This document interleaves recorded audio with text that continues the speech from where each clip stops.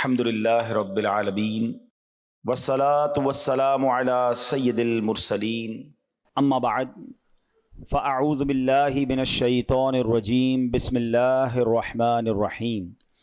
پڑھیے الصلاة والسلام علیک یا رسول اللہ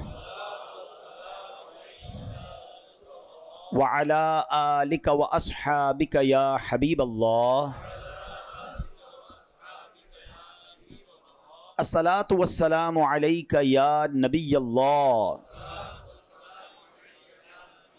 وعلی آلک واصحابک یا نور اللہ. درود پاک پڑھنے کے بے شمار فضائل و برکات ہیں. کعبے کے بدر الدجا، طیبہ کے شمس الضحیٰ صلی اللہ تعالیٰ علیہ وسلم کا فرمان عالی شان ہے کہ جو کوئی شخص مجھ پر ایک بار درود پاک پڑھے، اللہ کریم اس پر اپنی 10 رحمتیں نازل فرماتا ہے. جو کوئی شخص 10 بار درود پاک پڑھے، اللہ کریم 100 رحمتیں نازل فرماتا ہے. فرمایا جو 100 بار پڑھے اللہ 1000 رحمتیں نازل فرماتا ہے. میرے آقا علیہ السلام فرماتے ہیں جو 1000 بار درود پاک پڑھنے والا ہوگا، حدیث کا خلاصہ ہے، وہ مرے گا نہیں جب تک جنت میں اپنا مقام نہ دیکھ لے. یعنی مرنے سے پہلے اسے جنت میں اپنا گھر بھی دکھا دیا جائے گا.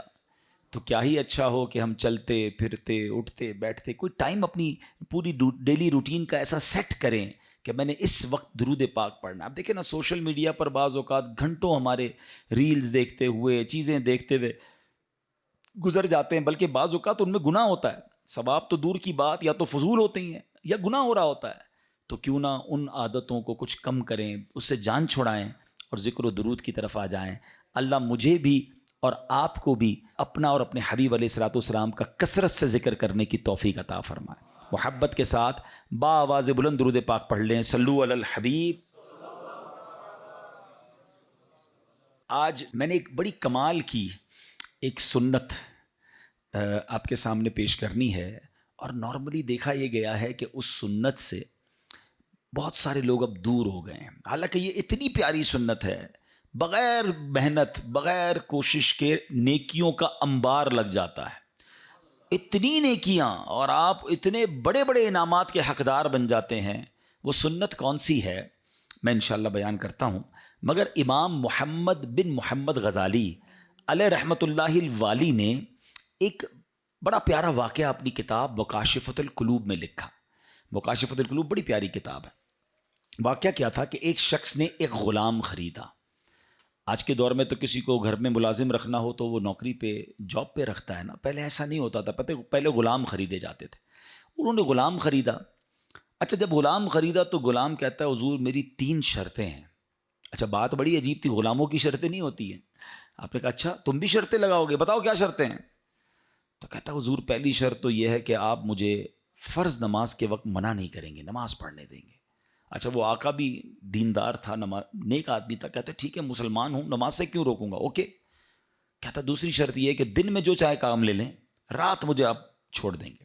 کہا ٹھیک ہے مجھے کام دن میں لینا، میں بھی رات آرام کرتا ہوں، تم بھی رات آرام کرنا. کہتا تیسری شرط یہ ہے کہ آپ مجھے اپنے گھر میں کوئی بھی ایک الگ سے کمرہ دے دیں گے تاکہ میں سیپریٹ رہوں. تو کہا ٹھیک ہے، میں نے بھی یہ سوچا تھا گھر میں بہت سارے کمرے ہیں، غلام کا کمرہ ہوتا ہے تو میں کمرہ دے دوں گا. شرطیں کوئی مشکل تھی نہیں، آقا نے ایکسیپٹ کر لی. غلام گھر پر آیا، بڑا محنتی غلام تھا، دن میں کام کرتا، رات اپنے کمرے میں چلا جاتا. ایک دن آقا چلتے چلتے اس کے کمرے کے پاس سے جب گزرا تو دیکھا عجیب منظر ہے. کمرے کی چھت کھلی ہوئی ہے، آسمان سے نور برس رہا ہے، غلام سجدے میں ہے، اللہ کی عبادت کر رہا ہے، اور اللہ کو رو رو کر یہ عرض کر رہا ہے کہ میرے مولا میں غلام ہوں، دن میں میری ڈیوٹیز ہیں، اگر یہ کام نہ ہوتا تو میں دن بھی تیری عبادت کرتا، رات بھی تیری عبادت کرتا. آقا بڑا حیران ہوا کہ یہ میرا غلام کیا چیز ہے، ایسی عبادت، ایسا نور اور ایسی گفتگو. اگلی رات ہوئی تو اپنی بیوی کو لیا کہ چلو میں تمہیں ایک منظر دکھاتا ہوں. اپنی زوجہ کو لے کر غلام کے کمرے کے پاس گیا. پھر وہی منظر، چھت کھلی ہوئی ہے، آسمان سے نور برس رہا ہے، غلام سجدے میں وہ ہے اور اللہ سے باتیں ہیں، بڑی کیفیت. جب یہ منظر دیکھا تو وہ میاں بیوی بھی آنسو بہانے لگے، وہ بھی رونے لگے کہ یہ کیسا غلام ہے. صبح ہوئی تو غلام کو آقا نے بلایا اور کہا کہ ہمیں پتہ چل گیا ہے تمہاری رات کی عبادت ہم نے دیکھ لی ہے، تم اللہ سے یہی کہہ رہے تھے نا کہ یا اللہ میں مجبور ہوں، اگر دن میں بھی فارغ ہوتا تو تیری عبادت کرتا، رات میں تو تیری عبادت کرتا ہوں۔ تو ہم میاں بیوی نے فیصلہ کیا ہے کہ آج کے بعد تم آزاد ہو، جاؤ دن میں بھی عبادت کرو، رات میں بھی اللہ کی عبادت کرو۔ اچھا ہماری جگہ کوئی ہوتا تو بڑا خوش ہو جاتا کہ چلو یار انعام مل گیا۔ غلام کو آزاد ہونا بڑی نعمت تھی، مگر وہ غلام دراصل وہ آقا بننے کے قابل تھا، وہی آقا تھا، وہ بڑا کمال کا بندہ تھا۔ وہ پتہ کیا کہتا ہے، جب آقا نے کہا نا مجھے پتہ چل گیا تم رات کیا کرتے ہو اور اس وجہ سے میں تمہیں آزاد کرتا ہوں، تو وہ غلام اللہ کی بارگاہ میں کہتا ہے یا صاحب السر ان السر قد ظہر، اے راز رکھنے والے مولا، اے صاحب راز، راز تو کھل گیا، ولا ارید حیاتی بعد مشتہرا، اے اللہ میں اب راز کھلنے کے بعد زندہ نہیں رہنا چاہتا ہوں۔ اور یہ کہا اور اس کی روح نکل گئی، اس زمین پہ باڈی آتی ہے اور وہ انتقال کر جاتا ہے۔ اے میرے پیارے اسلامی بھائی، اب غور کیجئے، اس واقعے سے بہت سارے لیسن ملیں گے۔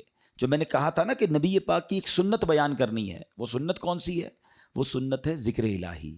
میرے آقا خوب اللہ کا ذکر کرتے تھے۔ کتنا ذکر کرتے تھے آپ کو میں اندازہ کرواتا ہوں، آپ کو اندازہ ہو جائے گا۔ نبی پاک سونے سے پہلے اللہ کا ذکر، جاگنے کے بعد اللہ کا ذکر، کھانے سے پہلے اللہ کا ذکر، کھانے کے بعد اللہ کا ذکر ہیں، پیارے آقا گھر سے نکلتے ہوئے اللہ کا ذکر، گھر میں داخل ہوتے ہوئے اللہ کا ذکر، قدم قدم پر اللہ کا ذکر۔ کیسے؟ یہ سب چیزوں کی دعائیں ہیں نا، کھانے سے پہلے کی دعا، کھانے کے بعد کی دعا، پانی پینے سے پہلے کی دعا، پانی پینے کے بعد کی دعا، آئینہ دیکھنے کی دعا، سرما لگانے کی دعا۔ اس کا مطلب کیا ہے؟ دعا کیا ہے؟ ذکر الہی ہے نا، اللہ سے باتیں کرنا ہے نا۔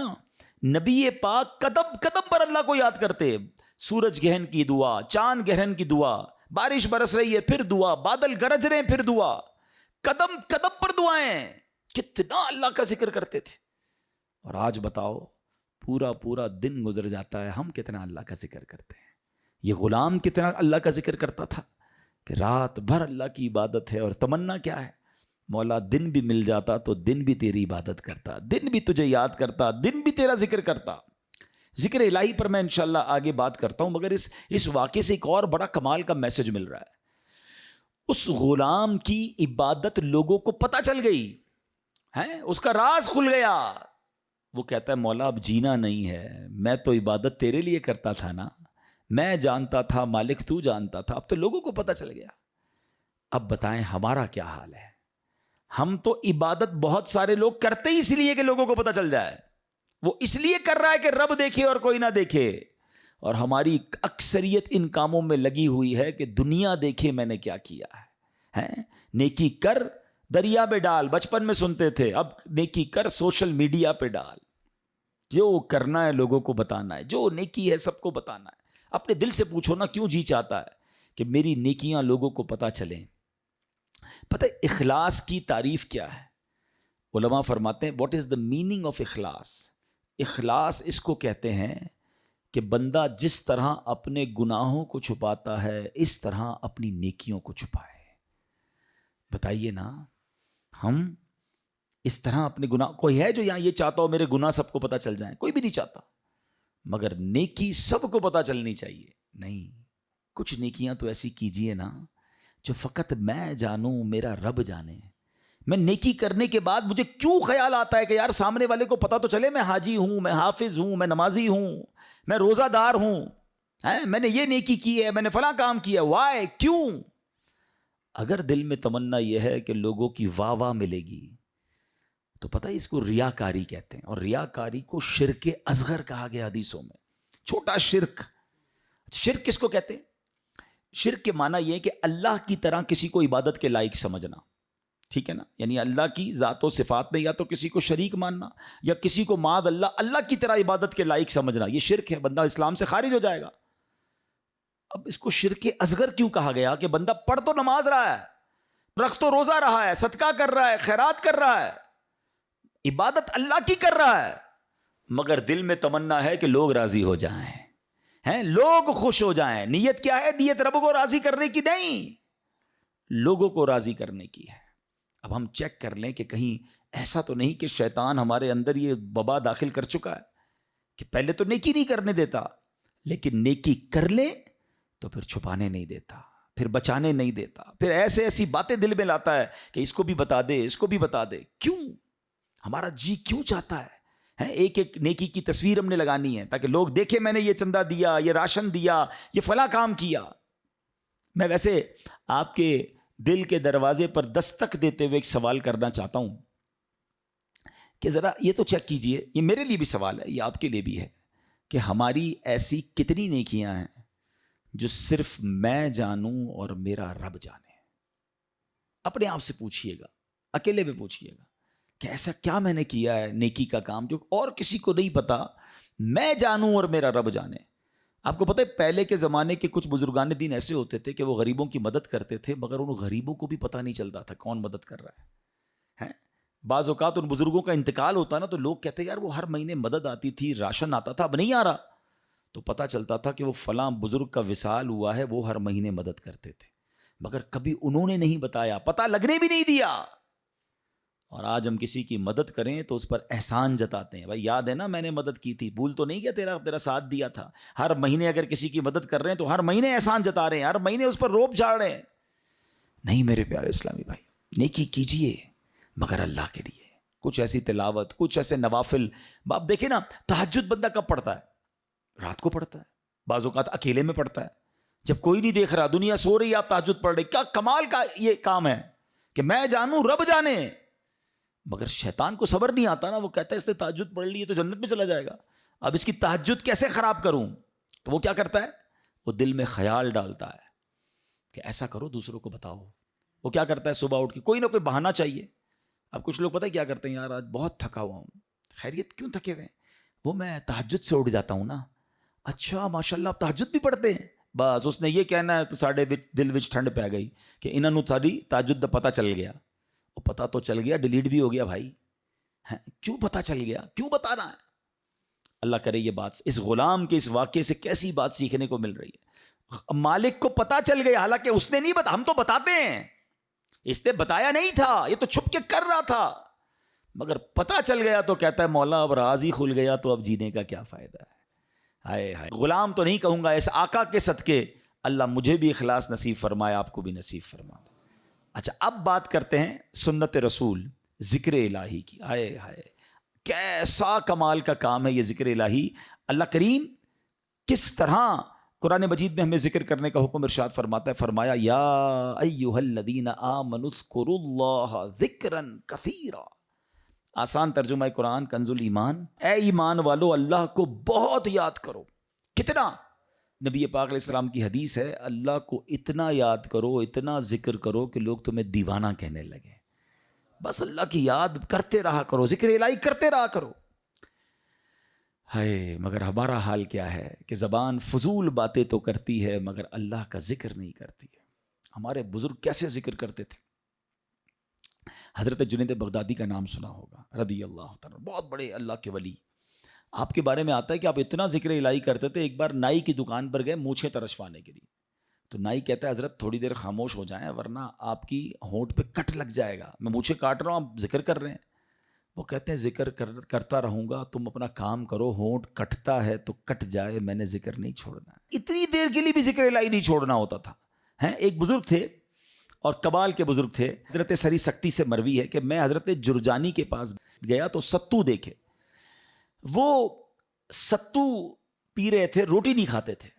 تو میں نے کہا حضرت روٹی آپ کیوں نہیں کھاتے، ستو کیوں پیتے ہیں؟ وہ کہتے ہیں میں نے کیلکولیشن کی، روٹی کھانے میں اور ستو کھانے میں 90 تسبیحات کا فرق ہے.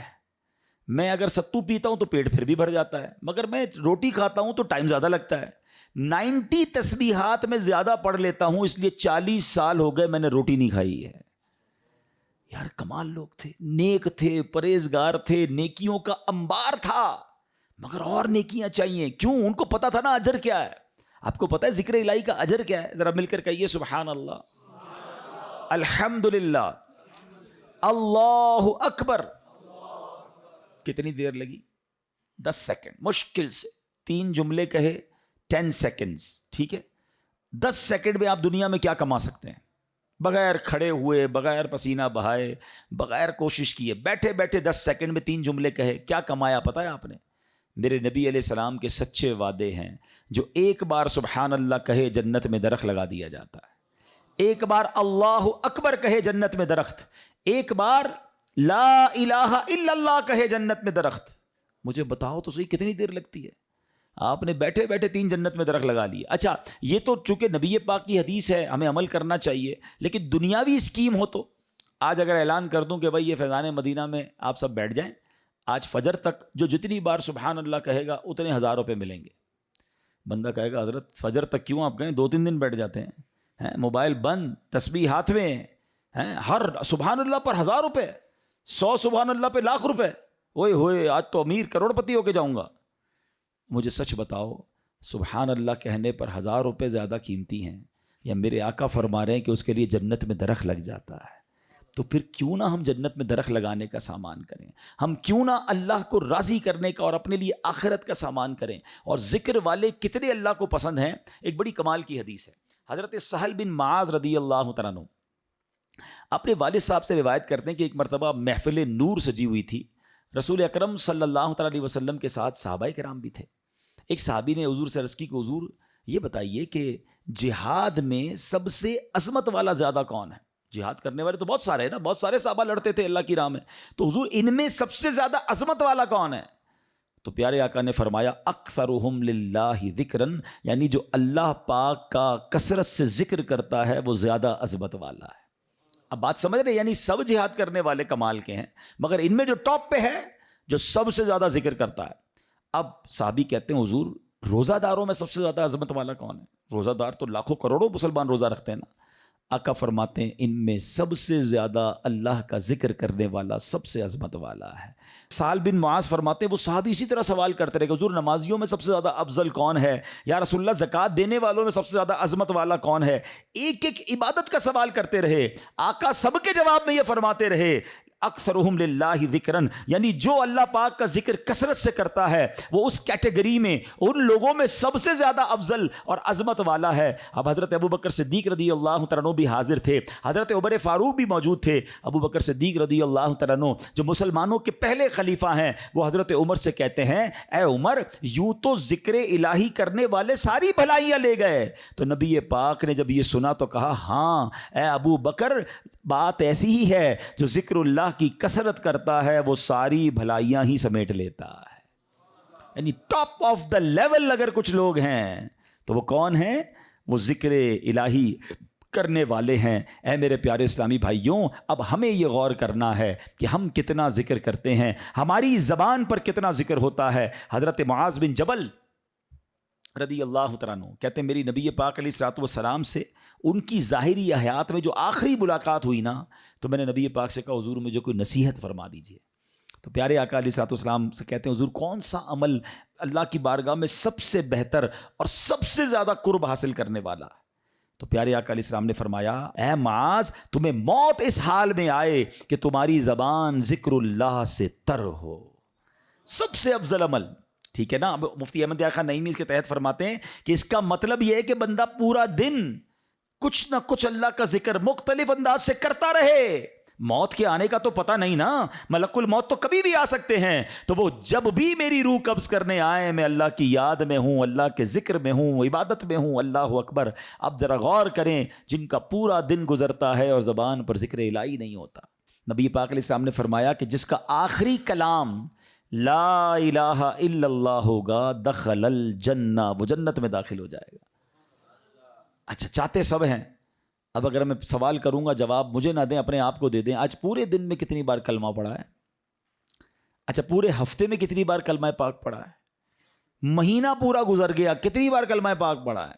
اب حال دیکھ لیں, مرتے وقت سب کو کلمہ چاہیے, زندگی میں پڑھنے کے لیے تیار کوئی نہیں ہے. ایسا نہ کریں, یہ افضل الذکر ہے, سب سے افضل ذکر حدیث میں فرمایا افضل الذکر لا الہ الا اللہ. اور یہی بات نبی پاک نے فرمائی نا کہ تمہاری آخری جو الفاظ ہوں زبان پر اے معاذ وہ اللہ کا ذکر ہو. یہ اللہ کی بارگاہ میں سب سے زیادہ قرب دلانے والا عمل ہے. اب علماء نے اس میں بڑی آسانی کر دی ہے. ہاں اب ذرا غور سے سنیے گا. اب ذکر اللہ کی مختلف صورتیں ہیں. ایسا نہیں، بالکل یقیناً اللہ کا ذکر، اللہ اللہ اللہ، سبحان اللہ، لا الہ الا اللہ، اللہ اکبر، سبحان اللہ و بحمدہ، سبحان اللہ العظیم، یا رحمانو یا رحیمو یا سلامو، یہ سارے اللہ کے ذکر ہیں، مختلف اللہ کے نام لیتے رہیں، اللہ کی یاد میں جتنا ذکر کریں گے یہ ذکر باللسان ہے، یہ زبان سے ذکر ہے۔ مگر ذکر کی اور بھی صورتیں ہیں، آئے ہائے، علماء فرماتے ہیں کہ اللہ کی نعمتوں کے بارے میں غور و فکر کرنا بھی ذکر اللہ ہے۔ بندہ سوچتا رہے کہ اس رب نے کائنات کیسے بنائی ہے، کیسی قدرت والا میرا رب ہے، قدرت کے نظارے دیکھ رہا ہے، مگر نیت یہ ہے کہ اللہ کی کبریائی اور اللہ کی شان و عظمت دل میں بڑھ رہی ہے کہ میرا مالک ایسے عظیم پہاڑ بنانے والا، وہ رب کریم اتنی خوبصورت دنیا بنانے والا ہے، تو وہ خالق و مالک کیسی عظمت والا ہوگا۔ اس نظر سے اگر دنیا کے نظارے دیکھ رہے ہیں تو اللہ اکبر، علماء کہتے ہیں یہ آنکھ کا ذکر ہے۔ اچھا پھر آگے فرمایا دل میں ہے، بندہ تنہا بیٹھا ہے اور اللہ کو یاد کر رہا ہے، اللہ کی کبریائی اور اس کی عظمت و شان کو یاد کر رہا ہے، اللہ کو دل ہی دل میں پکار رہا ہے، فرمایا یہ دل کا ذکر ہے۔ اچھا پھر اللہ کا ذکر سننا، یہ کانوں کا ذکر ہے۔ اور سبحان اللہ، اب مزے کی بات سنیں، نعت پاک مصطفیٰ سننا یہ بھی اللہ کا ذکر ہے۔ اللہ پاک کے بندوں کی باتیں سننا یا پڑھنا یہ بھی اللہ کا ذکر ہے، ان کا ذکر خیر سننا، سیرت کی باتیں سننا، بلکہ علماء تو فرماتے ہیں عبرت کے لیے اللہ پاک کے دشمنوں کے احوال پڑھنا بھی ذکر الہی میں شامل ہے۔ اب یہ بڑی عجیب بات ہے، ہو سکتا ہے کسی کے ذہن میں سوال آئے کہ ٹھیک ہے اللہ کو یاد کرنا، اللہ کا ذکر کرنا یہ تو ذکر الہی ہے، اللہ کے محبوب بندوں کا ذکر اللہ کا ذکر کیسے ہو گیا ہے؟ اللہ کے نبی علیہ السلام کا ذکر اللہ کا ذکر، بلکہ دشمنوں کے احوال پڑھنا یہ اللہ کا ذکر کیسے ہوا؟ مفتی احمد یار خان نعیمی رحمۃ اللہ تعالی علیہ نے بڑی پیاری بات بتائی، فرماتے ہیں ایک ذکر ہوتا ہے بالواسطہ اور ایک ہوتا ہے بلا واسطہ۔ بلا واسطہ کیا ہے کہ اللہ ہی کا نام لے رہے ہیں، اللہ ہی کا ذکر کر رہے ہیں، اللہ ہی کو یاد کر رہے ہیں، یہ تو براہ راست اللہ کا ذکر ہو گیا نا، بلا واسطہ، نو واسطہ، کوئی بیچ میں واسطہ نہیں ہے۔ مگر بالواسطہ ذکر الہی کیا ہے کہ اس کے محبوبوں کی محبت کا چرچا کرنا، اس کے دشمنوں کی برائی کا ذکر کرنا، اور وہ کیسے لاجیکلی اب سمجھایا مفتی صاحب نے۔ اب میں آپ سب سے ایک سوال کرتا ہوں، قرآن پاک اللہ کا ذکر ہے کہ نہیں ہے؟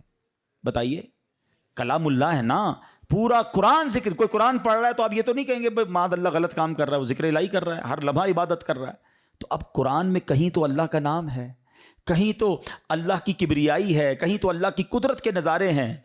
ان اللہ علی کل شیء قدیر کا ذکر ہے، فبأی آلاء ربکما تکذبان کے ذریعے رب کی شان بیان ہو رہی ہے، اور ہمیں کہا جا رہا ہے کہ کون کون سی نعمتوں کو جھٹلاؤ گے۔ جب جب پڑھتے ہیں اللہ سے محبت بڑھتی ہے۔ مگر اسی قرآن میں نبی پاک کا بھی تو ذکر ہے نا، رحمت للعالمین بھی کہا ہے، نبی پاک کو خاتم النبیین بھی فرمایا گیا، کہیں یاسین، کہیں طٰہٰ، کہیں مزمل، کہیں مدثر، کہیں والضحیٰ، کہیں واللیل اذا سجا۔ ارے کوئی قرآن پڑھ رہا ہے اور محبوب کے پاک کا ذکر بھی کر رہا ہے، مگر دراصل وہ ذکر الہی کر رہا ہے۔ نبیوں کا بھی ذکر، حضرت موسیٰ کا ذکر ہے، حضرت یوسف کے واقعات ہیں۔ اب پورا واقعہ حضرت یوسف کوئی پڑھ رہا ہے تو کیا یہ کوئی کہے گا کہ نہیں نہیں یہ ذکر نہیں کر رہا؟ ارے جب قرآن پڑھ رہا ہے اس کا مطلب یہ ہوا کہ اللہ کے نبی کا ذکر بھی دراصل یہ رب کا ذکر ہے۔ اور اللہ اکبر، قرآن میں تو کئی قوموں کی بربادی کے احوال ہیں، قارون کیسے دھسایا گیا، بنی اسرائیل کیسے عذاب میں گرفتار ہوئے، فرعون کا حال کیا ہوا، یہ سارے واقعات قرآن میں موجود ہیں۔ تو اب اس کا مطلب یہ ہوا کہ اللہ کے دشمنوں کے احوال پڑھنا بھی یہ بھی ذکر الہی میں شامل ہے۔ اور یہ ذکر کی محفلیں کتنی کمال کی ہیں، یہ نصیب والوں کو ملتی ہیں۔ دیکھیں نا، جس کردو میں فیضان مدینہ میں اجتماع ہو رہا ہے، کئی لوگوں کو بلایا گیا ہوگا، کئی لوگوں کو دعوت دی ہوگی، کچھ آئے کچھ نہیں آئے۔ یقین کریں جو آئے ہیں نا وہ خود سے نہیں آئے، انہیں بلایا گیا ہے۔ ہاں، میری اور آپ کی اوقات نہیں کہ میں کہوں میں آج اجتماع میں آیا، میں مسجد میں آیا۔ چلے مجھے بتائیں مسجد کس کا گھر ہے؟ ذرا ساتھ جواب بھی دو نا، مسجد کس کا گھر ہے؟ آپ کے گھر میں کوئی بغیر اجازت آ سکتا ہے؟ آپ کا دروازہ کھٹکھٹائے کہ حضرت آج میں آپ کے گھر میں رہوں گا، آپ کون ہے بھائی؟ میں نہیں جانتا، میرے گھر میں کیسے آئیں گے؟ اجنبی ہیں؟ آپ کے گھر میں کون آتا ہے؟ جس کو آپ بلاتے ہیں۔ اللہ کے گھر میں بغیر بلائے کیسے کوئی آ سکتا ہے؟ ہم سب کو بلایا گیا ہے، ہمیں موقع دیا گیا ہے، ہمیں سعادت دی گئی ہے۔ اور سنو، اللہ کے گھر میں آتے رہا کرو. کئی لوگ پورا ہفتہ نہیں آتے, جمعے کی نماز پڑھتے ہیں باقی پورا ہفتہ نہیں آتے. وہ غور کریں کہ ایسا کیا گناہ ہو گیا کہ میرا رب مجھے کیوں نہیں بلاتا, روز 5 وقت مہمان کیوں نہیں بنتا. مبارک ہو اسے جو مسجد میں جس کا دل لگتا ہے اور بار بار آتا ہے. ایک اور مزے کی بات بتاؤں, آپ کے قسم قسم کے رشتہ دار اور دوست ہیں. جو دور کا دوست ہوتا ہے نا, وہ سال میں کبھی کبھی ایک بار آ جاتا ہے. جو بہت قریب کے رشتہ دار ہوں, جو بالکل تھوڑا سا فاصلہ ہو, لیکن وہ کبھی کبھی مہینے میں ایک بار آتے ہیں. جو اس سے قریب ہو وہ ہفتے میں ایک بار آتے ہیں. اور گھر والا تو روز گھر میں آتا ہے نا.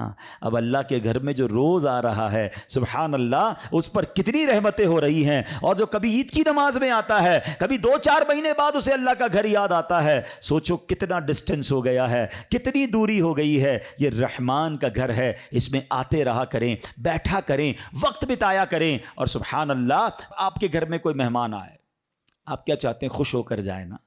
کھانا اچھا بناتے ہیں, اس کی آرام کا خیال رکھتے ہیں. جب مہمان آئے اسے خوش کر کے بھیجتے ہیں. بتاؤ نا, کریم کے در پر کوئی مہمان آئے گا وہ اسے راضی نہیں کرے گا. اللہ کے مہمان بنو, پھر دیکھو رب کیسی عطائیں فرماتا ہے. پرابلم یہ مسجد میں ایک تو آتے ہیں دل نہیں لگتا, آتے ہیں تو بھاگنے کا جی چاہتا ہے. بیٹھا کریں. اور اب میں آپ کو بتاتا ہوں کہ جو ذکر اللہ کی محفل ہے نا, ابھی ذکر کی محفل ہو رہی ہے نا, اللہ کے پیاروں کا ذکر ہو رہا ہے, اللہ کے ذکر کی باتیں, قرآن کی باتیں, یہ بڑی کمال کی محفل ہے. ایک بڑی پیاری حدیث سناتا ہوں. حدیث پاک کا خلاصہ ہے, میرے آقا علیہ الصلوۃ والسلام فرماتے ہیں کہ اللہ تعالیٰ کے کچھ فرشتے ہیں کہ جو زمین کی سیر کرتے ہیں, ان کی ڈیوٹیز ہیں. کچھ فرشتوں کی ڈیوٹی یہ ہے کہ جہاں ذکر الہی ہوتا ہے نا, اس محفل کو اپنے پروں سے ڈھانپ لیتے ہیں. اب کیا ہوا, وہ فرشتے جب اجتماع سے فارغ ہوتے ہیں اللہ کی بارگاہ میں جاتے ہیں. اللہ کو سب معلوم ہے کہاں سے آ رہے ہیں. اللہ فرماتا ہے فرشتوں کہاں سے آ رہے ہو؟ کہتے ہیں یا اللہ ایک جگہ بندے جمع ہے تیرا ذکر کر رہے ہیں. اللہ فرماتا ہے فرشتوں یہ بتاؤ انہوں نے مجھے دیکھا ہے جو میرا ذکر کرتے ہیں؟ کہ یا اللہ تجھے نہیں دیکھا. ارشاد ہوتا ہے فرشتوں بتاؤ کیا مانگ رہے ہیں؟ کہتے ہیں یا اللہ جنت مانگ رہے ہیں. ارشاد ہوتا ہے جنت دیکھی ہے؟ کہ یا اللہ دیکھی نہیں. اچھا دیکھ لیتے تو کیا کرتے؟ اے رب جنت دیکھ لیتے. شوق سے مانگتے. ارشاد ہوتا ہے یہ بتاؤ کس چیز سے پناہ مانگ رہے تھے؟ عرض کرتے ہیں مولا جہنم سے پناہ مانگ رہے تھے. ارشاد ہوگا جہنم دیکھی ہے؟ کہیں گے نہیں یا اللہ جہنم دیکھی نہیں انہوں نے. اچھا بتاؤ دیکھ لیتے تو کیا کرتے؟ ارشاد ہوتا عرض کرتے مولا اگر وہ جہنم دیکھ لیتے تڑپتے, جہنم سے پناہ مانگتے. ارشاد باری ہوتا ہے اے فرشتوں گواہ ہو جاؤ, جن بندوں نے مجھے دیکھا نہیں پھر بھی مجھے یاد کر رہے ہیں, جنت دیکھی نہیں جنت مانگ رہے ہیں, جہنم دیکھی نہیں جہنم سے پناہ مانگ رہے ہیں, اے فرشتوں گواہ ہو جاؤ میں نے ان سب کی مغفرت فرما دی ہے.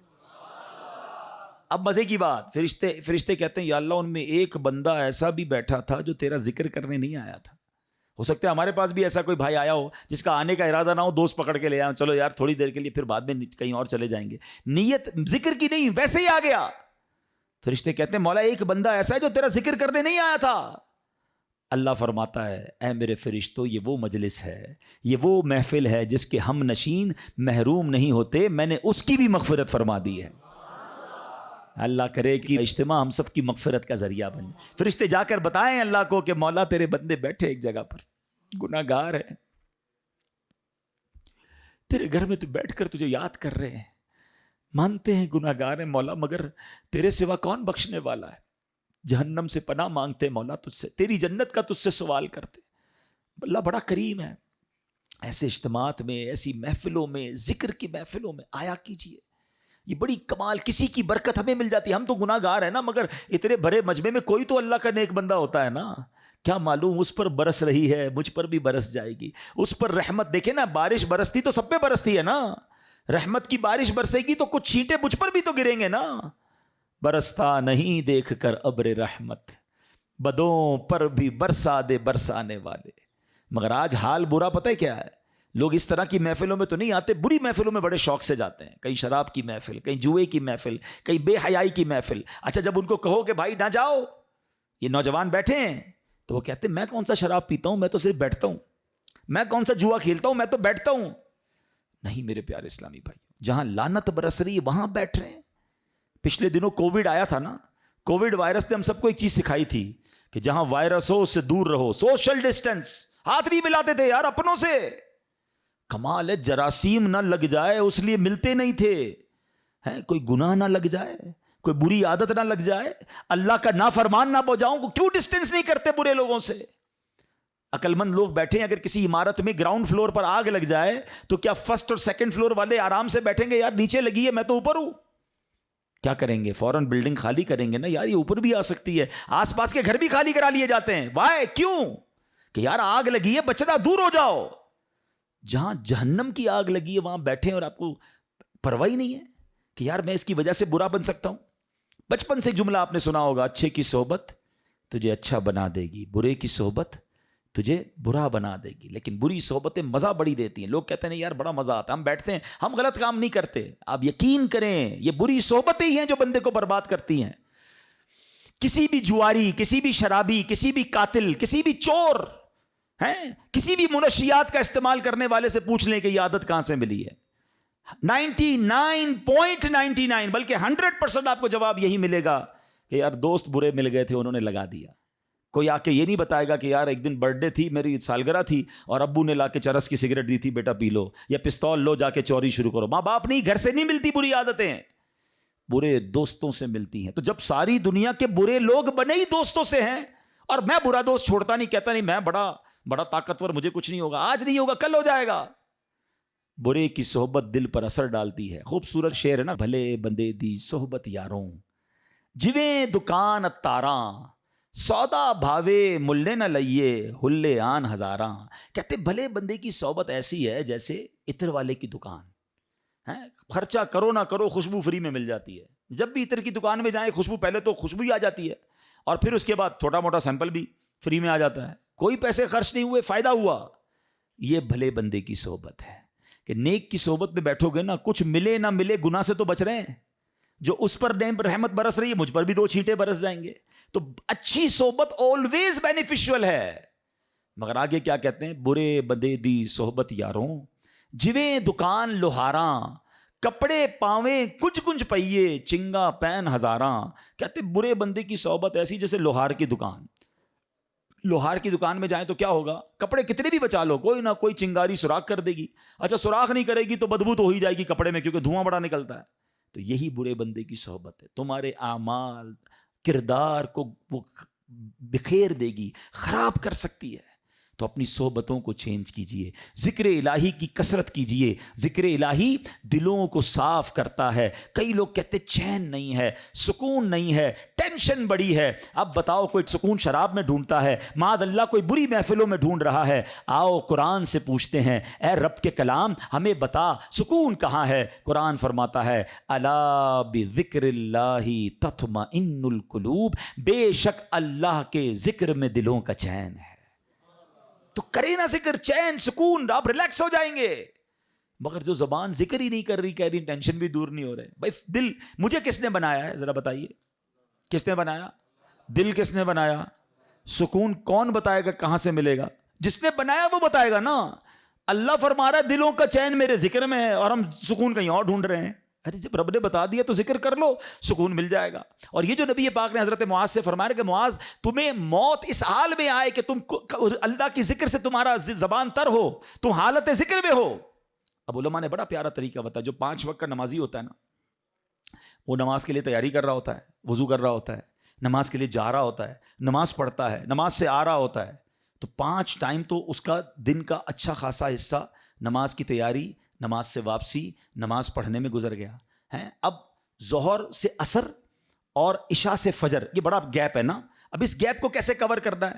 تو علماء فرماتے ہیں کہ اس میں مزید اللہ پاک کا ذکر کر لے. صبح فجر سے لے کے ظہر میں بھی بڑا گیپ ہے, تو فجر کے بعد اللہ توفیق دے تو اشراق چاش پڑھ لے. اچھا ہر نماز کے بعد تسبیح فاطمہ پڑھے, 33 بار سبحان اللہ, 33 بار الحمدللہ, 34 بار اللہ اکبر. تو یہ بھی کچھ اللہ کا ذکر ہو گیا. اللہ توفیق دے تو رات سونے سے پہلے صلاۃ التوبہ پڑھ لے, سورہ ملک کی تلاوت کر لے. اللہ اور توفیق دے تو تہجد کی نماز اٹھ کے پڑھ لے. تو کبھی نہ کبھی, یعنی ہر تھوڑی دیر بعد میرا عمل ذکر الہی سے ہے, تسبیح ہاتھ میں ہو, درود پاک پڑھ لے, سبحان اللہ. اب یہ وہ عمل ہیں ہیں کہ بندہ اگر ان اعمال میں رہے گا تو سچ بتاؤ اس بندے کا جب موت کا وقت آئے گا تو کتنا بڑا چانس ہے کہ کسی نہ کسی موقع پہ ذکر ہی کر رہا ہوگا، نعت سن رہا ہے، تلاوت سن رہا ہے، خود تلاوت کر رہا ہے، اجتماع میں بیٹھا ہے، درس دے رہا ہے، درس سن رہا ہے، نماز پڑھ رہا ہے، ذکر کر رہا ہے، مارکیٹ میں گیا ہے، نوکری بھی کر رہا ہے، کاروبار بھی کر رہا ہے، تو وہاں بھی اللہ کا ذکر زبان پر جاری ہے۔ ارے کام تو ہاتھ سے کرتے ہیں نا، کیا ذکر الہی نہیں کر سکتے؟ مسلمانوں کی خیر خواہی کریں، مسلمانوں کی بھلائی والے کام کریں، حلال کمانا بھی عبادت ہے، تو کہیں نہ کہیں عبادت میں مصروف ہوگا، جب بھی موت آئے گی انشاءاللہ اچھے حالت میں آ جائے گی۔ علماء فرماتے بندہ جس حال میں مرے گا نا اسی حال میں اٹھایا جائے گا۔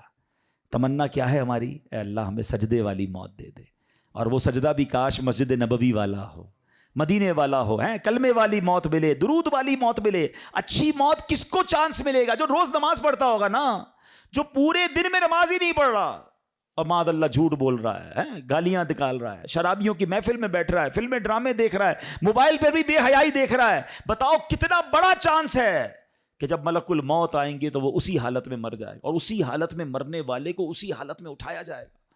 ہماری تمنا تو یہ ہے کہ میں سو جاؤں یا مصطفیٰ کہتے کہتے، کھلے آنکھ صلی اللہ کہتے کہتے۔ ایسا نہیں ہو سکتا معاذ اللہ کوئی شراب کے نشے میں ہے یا کوئی بے حیائی کر رہا ہے اور ملک الموت آئے تو وہ کہے کہ بھائی ابھی روح قبض نہ کرو، میں ذرا توبہ کر لوں۔ نہیں، آگاہ اپنی موت سے کوئی بشر نہیں، سامان 100 برس کا ہے، پل کی خبر نہیں۔ تو اے میرے پیارے اسلامی بھائیوں، آج نیت کر لیں، جس حالت میں مرنا نہیں چاہتے نا وہ کام چھوڑ دیں، کیونکہ ایسا نہیں ہوگا کہ آپ کوئی غلط کام کر رہے ہیں اور موت آ گئی تو آپ روک سکیں گے۔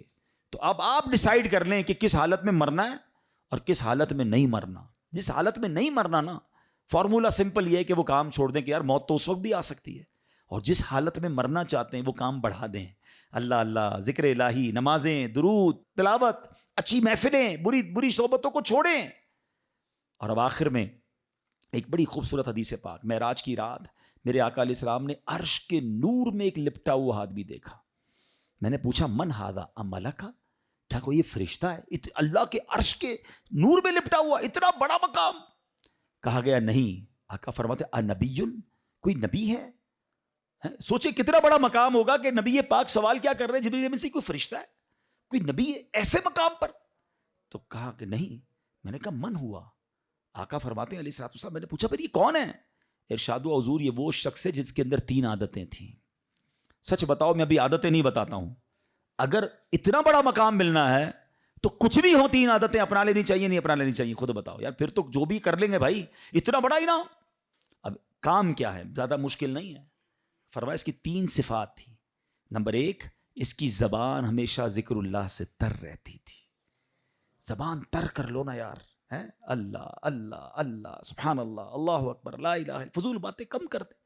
نمبر 2، اس کا دل مسجد کی طرف لگا رہتا تھا۔ مسجد سے نکلنے کے بعد پھر بھی دل چاہتا مسجد میں جاؤں۔ پتہ ہے علماء کیا فرماتے ہیں؟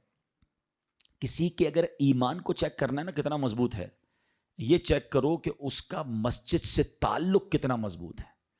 زیادہ مسجد میں آتا ہے، سکون سے بیٹھتا ہے، سمجھ لو ایمان مضبوط ہے، اور مسجد میں دل ہی نہیں لگتا، بھاگتا ہے مسجد سے، تو سمجھ لو کہ ایمان میں کمزوری کہیں نہیں آ گئی ہو۔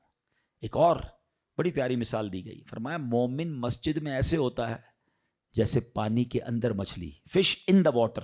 اب اپنے آپ سے چیک کریں، جو مجھے مدنی چینل پر سوشل میڈیا پہ سن رہے ہیں وہ بھی چیک کریں کہ مسجد میں جا کر سکون ملتا ہے یا بے چینی، بے کلی شروع ہو جاتی کہ یار کب ختم ہوگا، کب نکلیں گے، باہر نکلنے کو جی چاہتا ہے۔ تو چیک کرو دل میں پرابلم تو نہیں ہو گئی، مجھے اللہ کے گھر میں سکون نہیں آ رہا۔ ارے اس سے بڑھ کر سکون کی جگہ کون سی ہوگی؟ رحمان کے گھر میں آ گیا ہوں، رحمتیں برس رہی ہیں، کہتے ہیں امان میں آ گیا ہوں، اب کوئی ٹینشن نہیں، اللہ کے گھر میں ہوں نا، اسی نے سنبھالنا ہے، اسی نے بچانا ہے، اسی نے بخشنا ہے، میری پرابلم بھی اسی نے سالو کرنی ہے۔ مگر پرابلم یہ ہے کہ دنیا داروں کے گھر میں سکون ملتا ہے، اللہ کے گھر میں سکون نہیں ملتا۔ تیسرے نمبر پہ اس بندے کی صفات کیا تھیں؟ فرمایا اس کی وجہ سے کبھی اس کے والدین کو برا بھلا نہیں کہا گیا۔ ہائے ہائے، کتنا پیارا میرا دین ہے۔ زندگی میرے بھائیوں ایسے گزارنا کہ میری وجہ سے، آپ کی وجہ سے ہمارے ماں باپ کو کوئی برا نہ کہے کہ یار یہ کیسا بیٹا ہے، ایسا ہوتا ہے، ایسی تربیت کی ان کے ماں باپ نے، گالیاں نکالتا ہے، لڑائی جھگڑے کرتا ہے، سب کو ستاتا ہے. نہیں، اللہ کرے ایسی زندگی گزاروں کہ مجھے دیکھ کر کوئی کہے کہ سبحان اللہ، والد نے کیا بیٹا تیار کیا ہے، ماں باپ نے کیا تربیت کی. اللہ ان کے والدین کو سلامت رکھے کہ ایسا تحفہ امت کو دے کر گئے. ایسا بننا ہے مجھے اور آپ کو کہ میری وجہ سے کتنا برا بیٹا ہے وہ، کتنی بری اولاد ہے وہ، کہ جس کی وجہ سے اس کے والدین کو برا بھلا کہا جائے. اور آج کہا جاتا ہے کہ جو لوگ لوگوں کو ستاتے ہیں، تنگ کرتے ہیں، ٹینشن دیتے ہیں، لوگ کہتے ہیں یار یہ کیسی تربیت کی ان کے والدین نے. اور ماں باپ اگر قبر میں ہیں، سچ بتاؤ کتنا دکھ ہوتا ہوگا اس بچے کی وجہ سے کہ بیٹا دنیا میں ایسے کام کر رہا ہے کہ لوگ ہمارے بارے میں بری بات کر رہے ہیں. ارے میں تو اپنے ماں باپ کے لیے دعاؤں کا سبب بنوں، لوگ مجھے دیکھ کر میرے ماں باپ کو دعائیں دیں. کتنی روح خوش ہوگی ان کی کہ سبحان اللہ، میرا بیٹا میری بیٹی ایسی کہ اسے دیکھ کر لوگ ماں باپ کو قبرستان جاتے ہیں. ایسے بھی دیکھے ہم نے ماشاءاللہ ایسے علماء اور ایسے نیک لوگ کہ جنہوں نے ایسے دین کے کام کیے کہ لوگ ان کی خدمات کو دیکھ کر ان کے والدین کی قبر پر جا کر دعا کرتے ہیں.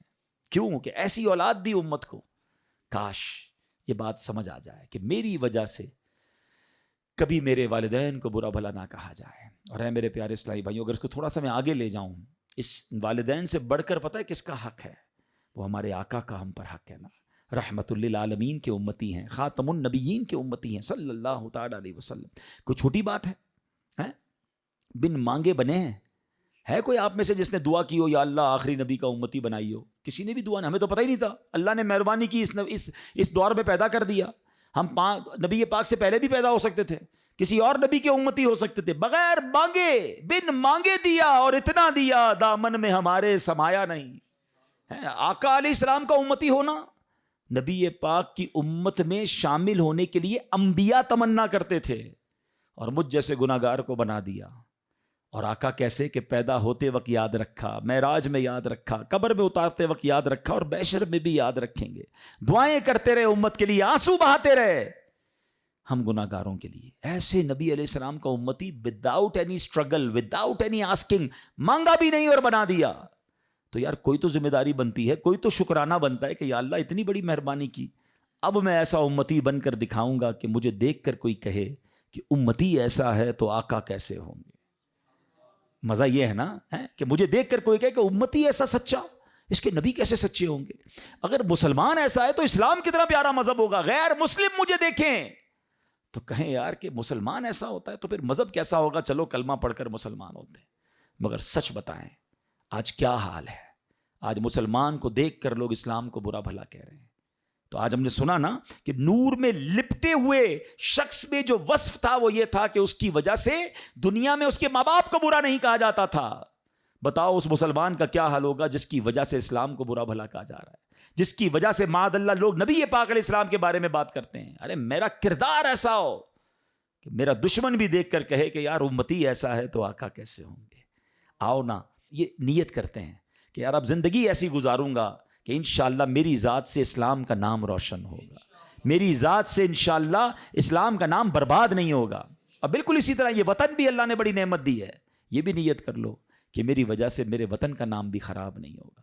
بڑی تکلیف ہوتی ہے یار جب لوگ پاکستان کے خلاف بات کرتے ہیں. ہم نے دیکھا ہے، بیرون ملک جاتا ہوں اور وہاں جا کر جب بتاتے ہیں نا کہ فراڈ کے کاموں میں، چیٹنگ کے کاموں میں، منشیات کے کاموں میں، دھوکے کے اور بہت سارے کاموں میں پاکستانی ملوث ہیں، پکڑے جاتے ہیں، جیل میں جاتے ہیں، ان کی وجہ سے ویزا مشکل ہو جاتے ہیں، ان کی وجہ سے دنیا بھر کے پاکستانیوں کو پرابلم آتی ہے، کسی ویزا پہ جاتے ہیں وہاں جا کے بھیک مانگتے ہیں. بڑی تکلیف ہوتی ہے یار کہ یار ہمارے وطن کے چند لوگوں کی وجہ سے پورا وطن بدنام ہو گیا. اور پاکستان میں بھی یہی حال ہے، لوگ ملاوٹ کرتے ہیں، لوگ جھوٹ بولتے ہیں. ڈر لگتا ہے مسلمان کو، امانت دیتے میں ڈر لگتا ہے کہ پتہ نہیں واپس دے گا کہ نہیں، ادھار مال دوں گا پیسے آئیں گے کہ نہیں آئیں گے. تف نہیں ہے یار. اس نبی کا امتی ہوں کہ جس کو کفار بھی امین اور صادق کہتے تھے. صادق اور امین آقا کا امتی ہو کر امانت دار نہیں ہے. لوگ ڈرتے ہیں ہم سے کام کرنے میں. کیسا امتی ہوں؟ منہ نہیں دکھانا نبی پاک کو قیامت کے دن. ارے ایسے بنو نا کہ لوگ کہیں کہ یار اس کی زبان ختم، اس نے کہہ دیا فنش، یہ نبی پاک کا سچا امتی ہے. کیا یہ میری اور آپ کی ذمہ داری نہیں بنتی ہے؟ آج ہمارے وطن کی پروڈکٹ لوگ نہیں خریدتے، بلکہ ہم خود اپنے وطن کی یا مسلمان ملک کی دوائی لینے میں ڈر رہے ہوتے ہیں کہ یار پتہ نہیں ملاوٹ نہ ہو، باہر سے منگوا لو. یہ اتنا بڑا چانٹا ہے ہمارے منہ پر کہ مسلمان تو ایسا نہیں تھا، اسلام تو یہ نہیں تھا. میرے آقا نے تو کیا فرما، من غش فلیس منا، جو دھوکہ دے وہ ہم میں سے نہیں. اور آج ایسا لگتا ہے ہر بندہ ریڈی بیٹھا ہے دھوکہ کے لیے. ٹھیلے والے سے لے کر، رکشے والے سے لے کر، ہوٹل والے سے لے کر ریسٹورنٹ والے سے لے کر جس کو جب موقع ملا دھوکہ دینا ہے. کیا کر رہے ہو یار؟ تھوڑے پیسے، ان پیسوں کا کیا کرو گے جو حرام سے آئیں گے؟ تکلیف کتنی ملتی ہے اس مسلمان کو جس کو دھوکہ ملتا ہے، اور اللہ کتنا ناراض ہوتا ہے. اللہ کرے کہ دل میں اتر جائے میری بات. آئیے، کیوں کہ نبی پاک سے انشاءاللہ بروز قیامت ملاقات ہونی ہے انشاءاللہ. تمنا ہے نا، ملنا ہے نا، تو ملیں گے تو کچھ تو ہو دکھانے کے لیے ہیں. یا رسول اللہ میں بھی اپنے حصے کا چراغ جلا کر آیا ہوں صلی اللہ علیہ وسلم. اللہ کرے دل میں اتر جائے میری بات. ایسی پیاری باتیں دعوت اسلامی کے ماحول میں سکھائی جاتی ہیں. ہمارا اس طرح کے مزید بیان سننے کے لیے اجتماع میں آیا کریں، مدری چینل دیکھا کریں، دعوت اسلامی کا ساتھ دیں. ہم یہاں بھی چاہتے ہیں کہ بچوں کی تربیت ہو، آنے والی نسلیں نیک بنیں. آپ کے سب سامنے کہ کس طرح برائیاں بڑھ رہی ہیں. اگر برائیوں کو ختم کرنا ہے، نیکی کی دعوت کو عام کرنا ہے تو دعوت اسلامی کا ساتھ دیں. اللہ مجھے اور آپ کو اپنی دعوت اسلامی کا بھرپور ساتھ دینے کی توفیق عطا فرمائے. آمین بجاہ النبی الامین صلی اللہ تعالی علیہ وسلم. صلو علی الحبیب. الحمدللہ رب العالمین والصلاة والسلام على خاتم النبیین. اللہم ربنا آتنا فی الدنیا حسنة وفی الآخرة حسنة وقنا عذاب النار وقنا عذاب القبر وقنا عذاب الحشر وقنا حساب المیزان. اللہم اعنی علی ذکرک وشکرک وحسن عبادتک. اے رب کریم، ہم سب کا جمع ہونا اپنی بارگاہ میں قبول فرما. ہم سب کے تمام صغیرہ کبیرہ گناہوں کو معاف فرما. ہماری، ہمارے ماں باپ کی، نبی پاک علیہ السلام کی ساری امت کی بخشش فرما. اے اللہ ہمیں نیک بنا دے، پرہیزگار بنا دے، والدین کا فرما بردار اور سچا عاشق رسول بنا دے. اے کریم، اے کریم، تیرے خزانوں میں کمی نہیں.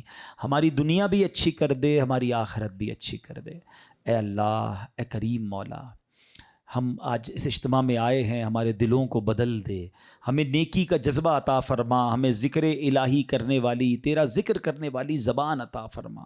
درود پڑھنے والی زبان عطا فرما. فضول باتوں سے ہماری جان چھڑا دے، بری صحبتوں سے ہماری جان چھڑا دے. ہمیں اچھی اور نیک صحبتیں عطا فرما. اے اللہ ہماری، ہمارے ماں باپ کی، پیارے آقا علیہ الصلوۃ والسلام کی ساری امت کی بخشش فرما.